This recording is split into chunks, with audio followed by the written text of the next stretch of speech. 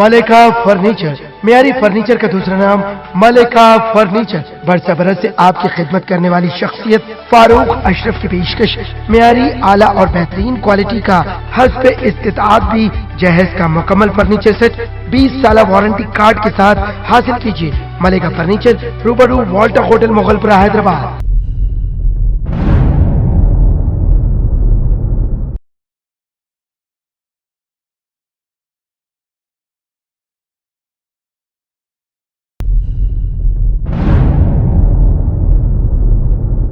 रियासत तेलंगाना में वस्त मुद्दती इंतखाबात का इम्कान अब रोशन नजर आ रहा है और ये बात सारी रियासत में मौजूए बहस भी बनी हुई है। वज़ीर आला के हल्का अहबाब ने आइंदा साल 2018 में इंतखाबात की बात को मुस्तरद तो नहीं किया और न ही खुलकर इस सिलसिले में कुछ बताया है। वैसे खबर है कि KCR ने रियासत की मौजूदा सूरत हाल और मुल्क में BJP की अंधाधुंध ताकत और हिज़्ब मुखालिफ की मुखालिफ हुकूमत मुहिम को देखते हुए 2019 के बजाय एक साल पहले ही इंतखाबात करवा देने का जहन बना लिया है। विज़रा और कायदीन को अवाम के दरमियान पहुंचने की जिस तरह से हिदायत दी गई है, उससे साबित होता है कि इंतखाबात जल्द अज जल्द करवाने का प्लान बन गया है। KCR ने अपने फर्जंद KTR को भी कुछ खास हिदायतों से नवाजा है और कहा रियासत में हर जगह पार्टी कारकुनों को वो मुखातिब करे और उनसे करीब हो जाएं ताकि मुस्तकबिल में वो अहम कुर्सी पर बैठ सके। उन्हें हुकूमत की जानिब से कुछ खास रियायतें हासिल हैं जिसकी वजह से वो मुकाम पर ही फैसला कर लोगों का दिल जीत ले सकते हैं। इस तरह से लोगों के जहनों में ये बात जड़ पकड़ती जा रही है कि तेलंगाना में वक्त से पहले ही इंतखाबात हो सकते हैं।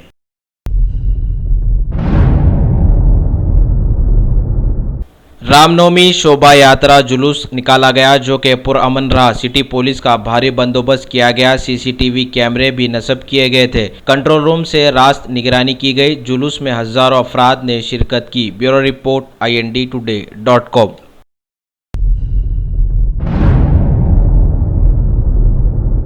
हल्का असम्बली चंद्रनगुट्टे में TRS पार्टी की मेंबरशिप मुहिम। बल्दी डिवीजन कंचनबाग के TRS पार्टी के सदर मोहम्मद हुसैन उर्फ बाबर भाई की सदारत में TRS पार्टी की मेंबरशिप मुहिम का आगाज हुआ।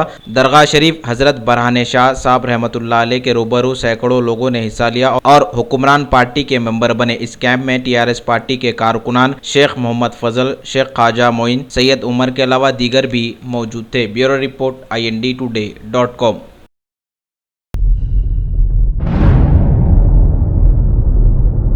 हिमाचल प्रदेश के वक्फ बोर्ड चेयरमैन ने तेलंगाना के नायब वजीर आला से की मुलाकात। चेयरमैन ख्वाजा खलीलुल्लाह ने तेलंगाना के नायब वजीर आला मोहम्मद महमूद अली से मुलाकात की और तबादले ख्याल किया। Bureau report INDtoday.com।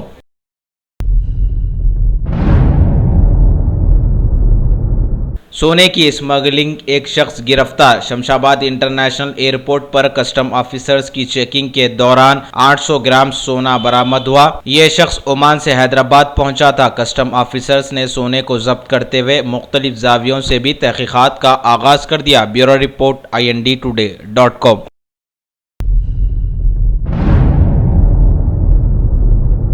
शहर हैदराबाद में अचानक मौसम की तब्दीली। तेज़ हवाओं और बारिश से आवाम को गर्मी से मिली राहत। तेज़ हवाओं से मादनापेट के इलाके में झाड़ गिर पड़े। झाड़ गिरने से किसी के भी जख्मी होने की इत्तला नहीं मिली। Bureau report INDtoday.com। पहाड़ी शरीफ के इलाके में एक नौजवान तैराकी के दौरान गरकाब। पुलिस जराये के मुताबिक 20 साला आमिर जो कि सादत नगर फूलबाग का रहने वाला था, तैराकी के दौरान ये गरकाब हो गया। इस वाक़े की इत्तला मिलते ही पहाड़ी शरीफ पुलिस ने मुकाम वाक़या पहुंचकर मुकदमा दर्ज करते हुए लाश को पोस्टमार्टम के लिए दवाखाना उस्मानिया मुंतकिल किया और मुख्तलिफ जावियों से भी तहकीकात का आगाज कर दिया। Bureau report INDtoday.com। Top selection, जैसा नाम वैसा काम।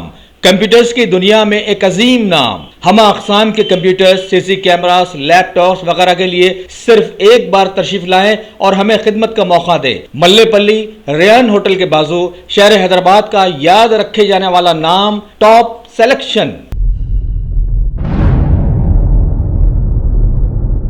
मरकजी सरकार के अहम कारनामों का जिक्र करते हुए बीजेपी के एक अहम लीडर श्रीकांत शर्मा ने बताया कि पूरी रियासत में गेहूं की फसल जोरदार होने की वजह से सरकार ने गेहूं खरीदने के लगभग 5000 सेंटर्स कायम किए हैं, जिसकी देखरेख वजीर आला करेंगे।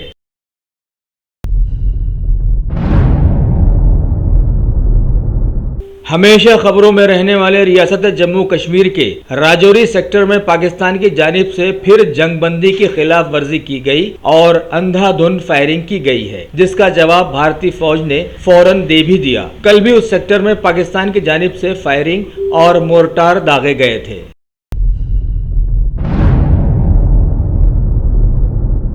बीजेपी ने दिल्ली के वजीर आला केजरीवाल पर आवाम के पैसे के बेजा इस्तेमाल का इल्जाम लगाया है। वाज़ेह हो कि जेटली मानहानि मुकदमे में उनके वकील राम जेठमलानी की फीस की अदायगी के लिए उन्होंने गवर्नर से 3 करोड़ 65 लाख रुपए मांगे थे। ये तो थी फीस की बात, लेकिन मानहानि मुकदमे में नतीजा क्या निकला ये अभी मालूम नहीं हो सका है।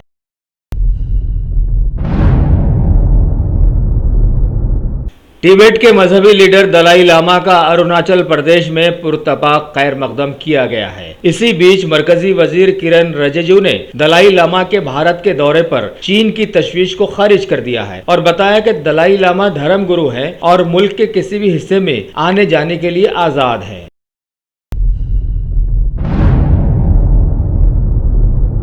फर्जी कंपनियों पर कार्रवाई करते हुए एनफोर्समेंट डिपार्टमेंट ने इस सिलसिले के 2 आदमियों को अलग अलग मामलों में गिरफ्तार कर लिया है। एक हफ्ते से ईडी की जानिब से चल रही कार्रवाइयां मुल्क में जोरों पर हैं, जबकि 300 से ज्यादा फर्जी कंपनियां अभी तक आवाम के सामने आ गई हैं।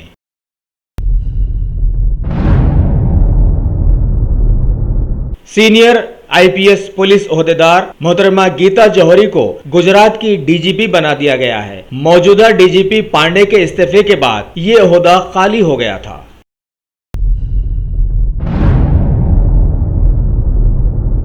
सुप्रीम कोर्ट के एक मशहूर वकील श्री प्रशांत भूषण ने अपने उस बयान पर माफी मांगी है जिसमें उन्होंने रोमियो की तुलना श्री कृष्ण से की थी। साथ ही उन्होंने ट्वीट किया कि जिनको इस बयान से ठेस पहुंची है वो उनसे माफी मांगते हैं और अपना बयान वापस लेते हैं।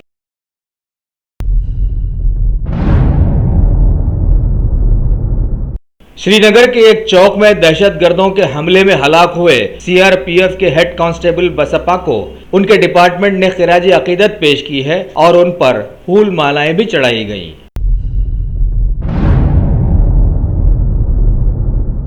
रूस शाम की मदद करके वहां पर बेलगाम बमबारी कर रहा है, तो उधर रूस के सेंट पीटर्सबर्ग में दहशतगर्दों ने कार्रवाई करते हुए बम धमाके किए, जिसमें लगभग 14 लोगों की मौत वाक़ई हो गई और सैकड़ों लोग जख्मी हो गए। दुनिया के बेशतर ममालिक के साथ साथ पीएम मोदी ने भी इस हमले को नकारा है।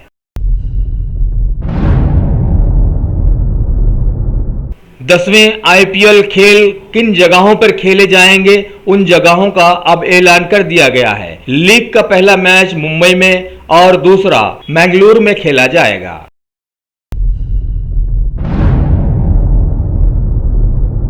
खबर है कि अपने कंधे की चोट से मुतासरा कैप्टन विराट कोहली की जगह रॉयल चैलेंजर्स बेंगलुरु की कप्तानी अब शेन वॉटसन करेंगे और ये काम विराट कोहली की अदम मौजूदगी में उनके सेहतयाब होने तक वो कप्तानी जारी रखेंगे।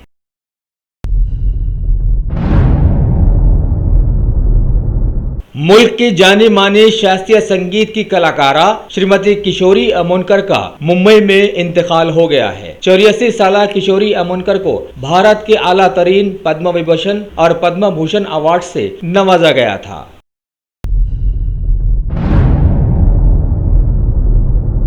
मुल्क भर में रामनवमी का त्यौहार बड़े धूमधाम से मनाया गया है। सदर जमहूरिया, नायब सदर जमहूरिया, पीएम मोदी समेत कई अहम लीडरों ने मुल्क के लोगों को इस सिलसिले में मुबारकबाद पेश की है।